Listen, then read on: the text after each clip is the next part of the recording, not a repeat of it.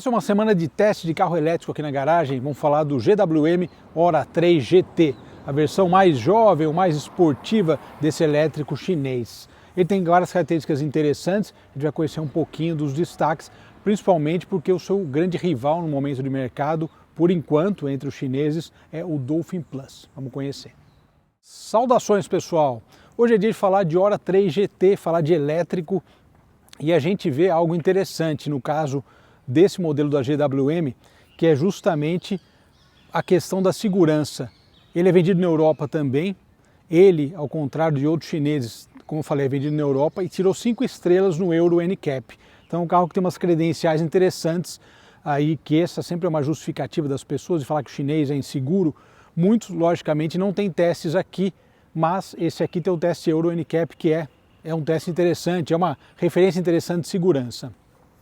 Bom, nessa questão de concorrência, eu comentei aqui que existe uma briga muito própria entre os modelos chineses. Então, quando a gente fala do Ora 3, a gente fala também do BYD Dolphin Plus, do Dolphin e do Dolphin Plus, né? São duas versões. A BYD ainda lançou o Mini, que está numa faixa de preço mais barata, mais baixa, mas por outro lado, quando a gente pega a briga dos dois, né? Você pega o Ora 3 Skin, briga com o Dolphin, e o GT briga com o Dolphin Plus. O Dolphin Plus não andei ainda, mas é um carro que eu quero conhecer para poder falar aqui, além do Mini também. Primeira coisa para falar desse carro, além da questão da segurança que eu comentei agora, é a questão de dimensões. A gente sabe que dimensão é uma coisa que define muito, especialmente conforto, na parte interna. E justamente a gente anda em vários carros diferentes e fala, pô, esse carro é um hatch compacto. Na verdade não, ele tem o tamanho de um hatch médio, como os hatches médios, os saudosos hatch médios do nosso mercado que já nem existem mais por aqui. Então ele tem um tamanho compacto, mais de hatch médio, e principalmente um bom entre-eixos. Eu acho que o entre-eixos é um grande número, por isso vocês vão ver no final ali que a capacidade do porta-malas é menor. Mas por outro lado faz sentido dentro dessa ideia de ser um carro urbano.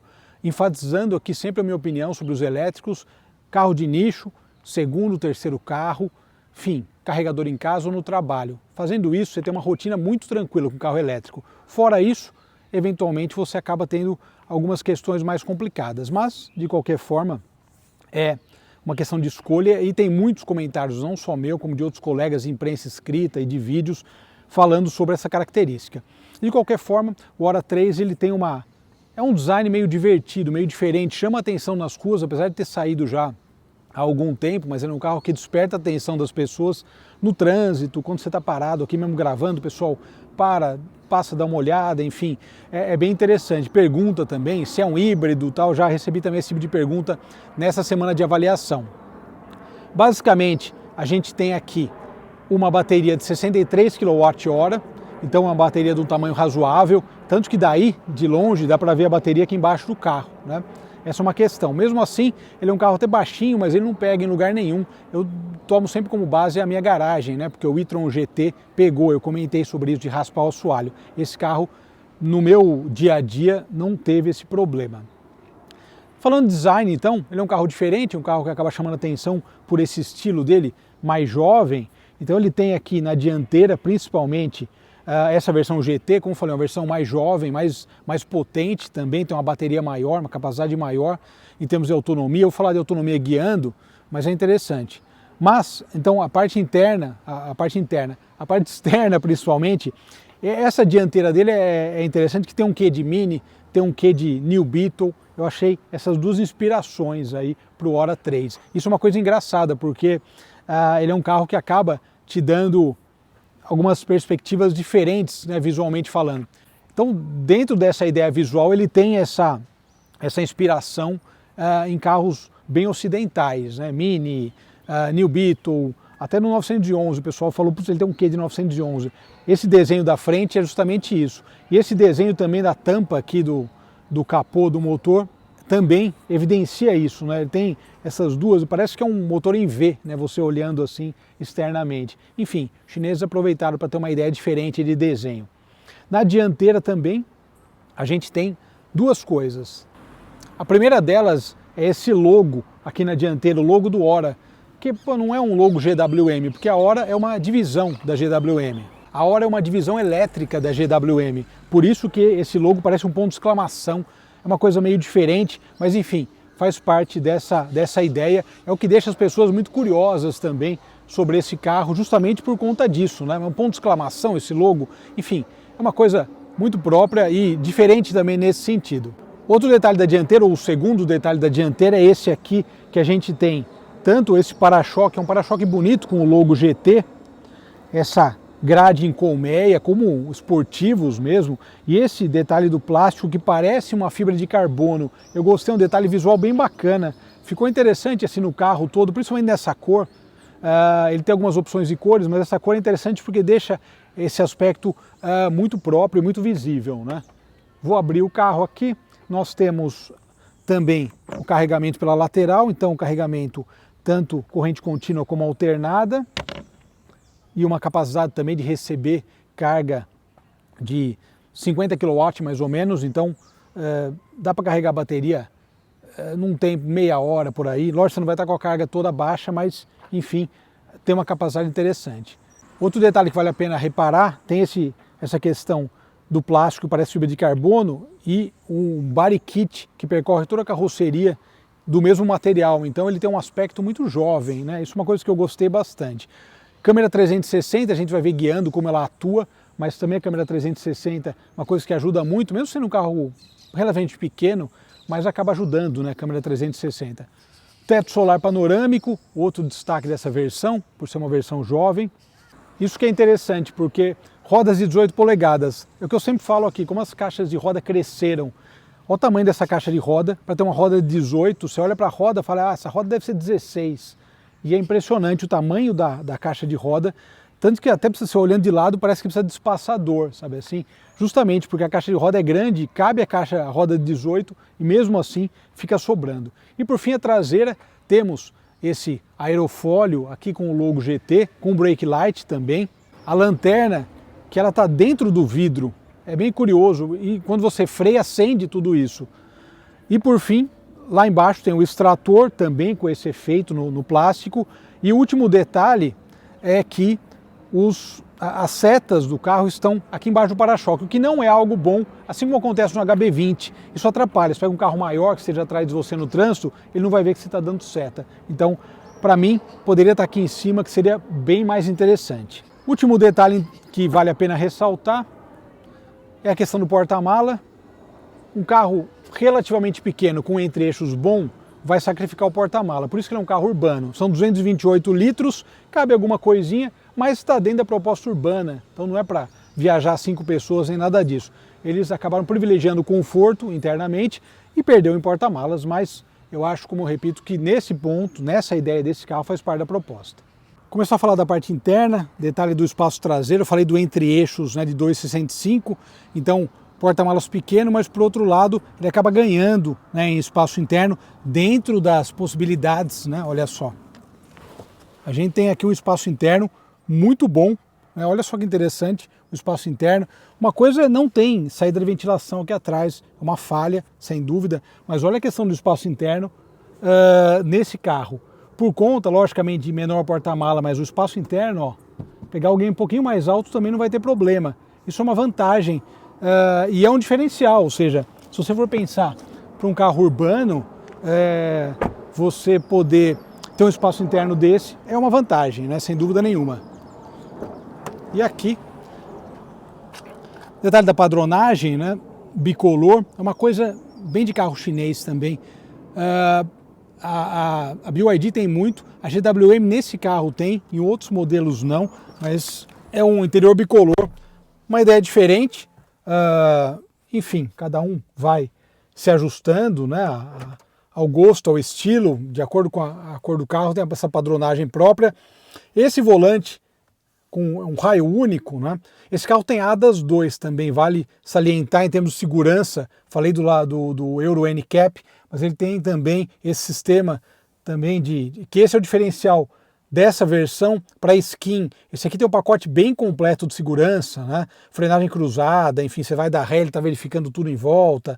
Ele é muito bem acertado nesse ponto também. Então, detalhe do volante, você entrou no carro, ele liga, você saiu, fechou a porta e desliga, é bem prático. Temos essa tela aqui, que é o padrão de carros elétricos, e como eu falei outro dia, de carros gerais, é um conjunto de telas aqui na frente, vai ser o padrão geral de coisas, enfim, o futuro basicamente é esse. Um detalhe aqui, comandos gerais, ventilação, a gente tem aqui, ó, ventilação, ar-condicionado, aqui, dá para diminuir aqui. Essa questão da ventilação é sempre uma questão delicada também, você vê, você liga aqui, tem que diminuir aqui, ele abre uma segunda tela e tira daquela tela principal. Essa também é uma tendência que eu particularmente não gosto, de ausência de botões físicos. Isso está acontecendo em todas as marcas e justamente demonstra, né, essa questão. É clean o painel, só que por outro lado qualquer mudança tem que ser feita aqui e daí tira você daquele foco da estrada, de uma rua, enfim. Isso é uma coisa meio complicada. Olha o detalhe do acabamento aqui com a costura também. Tem um bom espaço, tem uma coisa interessante, banco elétrico para o passageiro, então motorista e passageiro com bancos elétricos. Olha o detalhe do teto solar que eu comentei. Aqui a gente tem, deixa eu entrar aqui, no modo, você clica em hora, Apple CarPlay, vídeo USB, música, rádio local. Daí você volta aqui, ó, você tem as opções, deixa eu voltar aqui, peraí, para configurações do veículo. Aqui você configura tudo do carro. Por nível de regeneração de energia, isso é uma coisa meio chatinha, assim como o iPedal. Você te desliga tudo aqui, né? O OnePedal, eles chamam de OnePedal, outras marcas de iPedal, mas basicamente é que ela força a regeneração. Eu gosto de deixar no nível baixo ou normal, para ele não ficar freando toda hora. Isso é uma coisa interessante. E daí tem toda a customização, né, que você acaba fazendo aqui, de todos os aspectos do carro. Assistente de consumo de energia também, ó, está em 60%. Quanto tem de autonomia? Autonomia total 400. E ele vai te mostrando gerenciamento de carregamento, dicas de condução, enfim, ó, tá vendo? É aquilo que eu comentei outro dia. Eu comentei outro dia numa matéria exatamente isso, que para dirigir carro elétrico você tem que dirigir de uma outra forma, é uma outra ideia, no sentido de dirigir de um modo mais moderado, para você ter uma dirigibilidade eficiente, né? Agora vamos falar da mecânica, que está aqui na frente, é exposto nesse carro, em alguns carros não, fica em cima do eixo e tal, e depois a gente vai dar uma voltinha e falar das impressões. E aqui debaixo do capô, apesar dos ressaltos, não é um motor em V, motor elétrico único, aqui dianteiro, a gente já falou recentemente de Volvo com motor dianteiro, mas tem com dois motores, tem só com motor no traseiro, um no eixo traseiro, enfim, é variado. No caso do Ora 3, temos um motor de 171 cavalos com 25,8 kgfm de torque, sem dúvida nenhuma, são bons números para o motor elétrico. Muito bem, impressões gerais, GWM Ora 3 GT. E eu falei do Dolphin Plus, né? Até que tem um aqui na frente. É engraçado como você acaba atraindo, né? Você comenta e aparece exatamente a versão, né? Que ele é um pouco mais potente, que é, na verdade, o rival de mercado, de público desse aqui. São as versões um pouco mais potentes. A gente sabe que o Dolphin é muito usado como um carro de aplicativo também. No caso do Ora 3, a gente vê mais a versão skin, né? Enfim, é um pouco diferente. No caso do Dolphin também, né?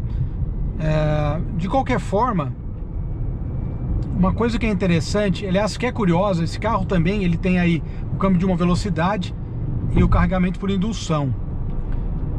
Mas uma coisa que chama atenção, ó, torque instantâneo, né? Justamente essa pegada mais forte. E aqui tem um torque legal, porque esse carro tem 171 cavalos, né, como a gente viu há pouco. Mas uma questão do carro elétrico que tenha motor dianteiro, a tração dianteira, né, em especial, é que ele acaba tendo um desgaste mais acentuado dos pneus. Vocês estão vendo aí os pneus desse carro, e esse carro tá pouco rodado ainda. Ele tá aqui com, eu já vou mostrar aqui, já chegaremos lá.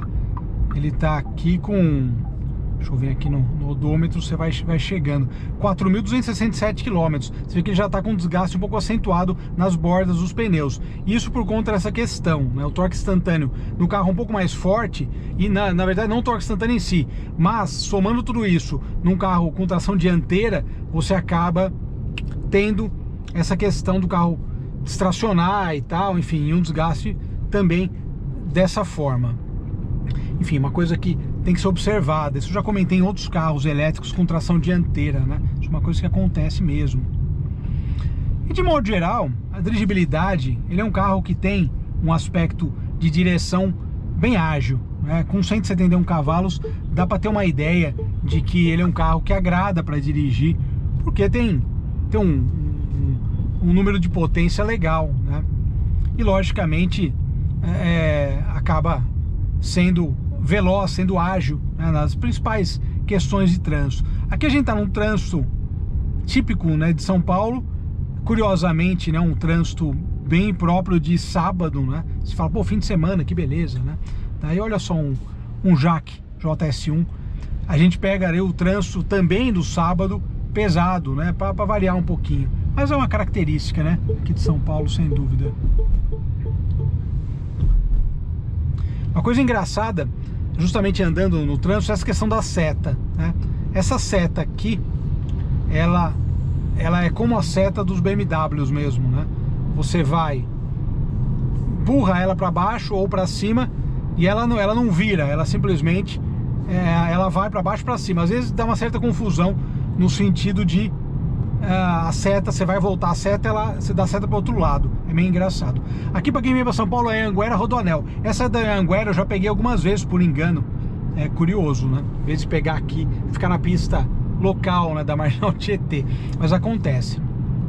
Sobre a regeneração, eu falei do e-pedal, que ele força a regeneração. Aqui no caso, além disso, ele tem aqueles 3 modos. Geralmente o que fica no automático, quando você vai guiar um deles, é o modo mais forte de regeneração. Então você coloca aqui, você sai para andar, ele fica freando o carro. Quando você eventualmente faz a própria programação, como é o meu caso, eu gosto de fazer, eu boto no modo mais fraco, porque eu prefiro ter o carro solto, sabe assim? Aliás, um dos melhores carros que eu andei que tinha um sistema desse muito bem resolvido era o Megane E-Tech. Lembra? Em vez ele tinha as borboletas no volante que servia para você aumentar ou diminuir essa frenagem. Era muito bom aquilo lá, porque você conseguia ter digamos um controle, né? Era um controle mesmo físico do momento, e além disso você conseguia fazer aquela questão, podia ir diminuindo. Então você chegava, muitas vezes nem usava o freio propriamente dito, porque eu ficava usando esse sistema das borboletas. Eu achei aquele lá, sem dúvida, o melhor desses carros elétricos que eu vi ultimamente, né? Esse sistema tem que abrir o painel, abrir submenu. Se abre menu, abre submenu para chegar lá, para mudar a temperatura ou para fazer uma mudança fazer algum ajuste específico, como esse, por exemplo, né, da frenagem. Ele é um pouquinho chato. Quando você está dirigindo, por exemplo, você vai mudar isso agora. Você imagina, tô aqui guiando, daí eu vou mudar isso aqui, tenho que tirar a atenção do trânsito para poder fazer essa mudança. Então não é uma coisa segura, que eu comentei, ó, da seta. Você tem que voltar, você dá um toquinho, você pega o jeito, mas quando você vai começar especificamente a guiar, você vai voltar isso e acaba dando seta pro outro lado também. É um negócio meio curioso, mas questão de se acostumar, né? Cada carro tem um funcionamento ou uma característica, você vai pegando o jeito e também não é nada de outro mundo, né? Rapidamente você já pega o jeito dessa seta, mesmo porque, como eu falei, lembra muito BMW, que a seta é exatamente assim. De modo geral, sobre autonomia, eu falei da bateria de 63, uma buzina dessa é boa, hein? A maioria dos carros hoje em dia não tem uma buzina legal, né? Até vale a pena botar uma dessa. Eu falei sobre a questão da bateria, né, 63 kWh, e a autonomia. A autonomia desse carro, pelo Inmetro, tá 319. O Inmetro, ele realmente é extremamente pessimista. A autonomia real para uso na cidade, eu saí da BYD, saí da GWM, estava marcando 412 km. E, pelo que eu pude notar, 400 km é o que ele está fazendo pelo que eu rodei. E rodei esses dias, eu fui 2 vezes para Moema, vim uma vez aqui para a zona, mais uma vez aqui para a Zona Sul, na Zona Oeste, na verdade, para fazer uma gravação. Ou seja, ele tem uma autonomia real por volta de 400, um pouquinho menos que isso. Não usei em estrada esse carro, mas na cidade o consumo dele é bem ok, no sentido de manter a quilometragem de acordo com a autonomia. Então vale a pena ressaltar que não é todo carro elétrico que tem essa característica. Fora isso, lógico, é um carro até divertido de andar dentro dessa ideia do torque instantâneo, com 171 cavalos, que é uma potência bacana para um carro pequeno médio, né? Pequeno barra médio. Mas é isso aí, né? Então os preços estão aparecendo aí, preços desse momento, vai ter mudança, né? Enfim, dos valores dos carros elétricos. E eu continuo dizendo o que eu sempre falo nas minhas matérias: quem segue a garagem, às vezes aparece alguém comentando lá. O dia mesmo apareceu uma pessoa comentando, falando exatamente isso. Ah, mas que bobagem falar que carro elétrico é carro de nicho, porque enfim, o elétrico é carro do futuro. Cara, sinceramente, para mim, o carro elétrico é um carro de nicho. Não acredito em eletrificação maciça. Posso estar errado? Sem dúvida, sem dúvida. Mas para mim o carro elétrico sim, é viável em grandes cidades, pequenas também, lógico, mas como um segundo, um terceiro carro, cara, tranquilo, né? Tendo carregador em casa, uso urbano, eventualmente alguma viagem próxima, a gente já fez aqui no canal e já deu para ter uma ideia que dá para fazer. Então é isso, cara. Seja feliz, né? Mas conheça os elétricos. Esse é o 30º carro elétrico que eu estou testando no canal. Ou seja, a gente já andou em muito carro elétrico para poder ter essa base para comentar. Inclusive carregamento, que muitas vezes eu não carrego. Porém, muitas vezes eu preciso carregar também. E daí eu falo da estrutura, inclusive da mudança de estrutura que nós temos aqui em Postos. Aqui na Zona Norte, onde eu moro, tem uma estrutura boa de eletrificação. Vou chamar de pública, né? Mas não é pública. Mas em outros lugares não temos, ok? Então tem que ver tudo isso, é a sua necessidade. Mas como segundo carro urbano, é uma boa ideia, sem dúvida. É um carro interessante, de modo geral. Sobre desvalorização, isso aí a gente vai falar futuramente. Quando esses carros estiverem com 5 anos de mercado, com 4 anos, e a gente vai ver daí desgaste de bateria e vai falar de mercado também. Mas é uma questão para ver um pouquinho mais para frente. Obrigado pela audiência, um grande abraço a todos. Agora que beleza, tá ótimo para andar aqui. Nos falamos, até mais.